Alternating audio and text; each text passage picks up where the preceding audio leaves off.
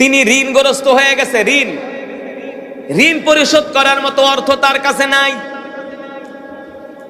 এত চেষ্টা করে ঋণ পরিশোধ করতে পারে না, কিন্তু সে রাসূলের হাদিস পড়ছে যে আল্লাহ নবীর নামে বেশি বেশি দুরূদ পড়বে, আল্লাহ তাআলা দুনিয়ার সমস্ত বিপদ আপদ দূর করে দিবে।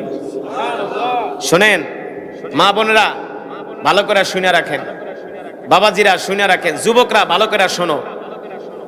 তোমার চাকরি নাই, তোমার ব্যবসা নাই, বিদেশ যাইবা, ভিসা আসে না, পড়ালেখায় ভালো রেজাল্ট করতে পারো না, ঘরের ভিতরে অশান্তি, রোগ ব্যাধি, যেই কাজ ধরেন সেই কাজেই লস, যেই ব্যবসা ধরেন সেই ব্যবসায়ী লস।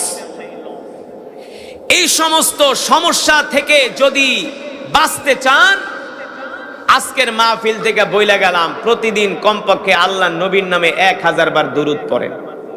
কয় হাজার? 40 দিনের ভিতরে আপনার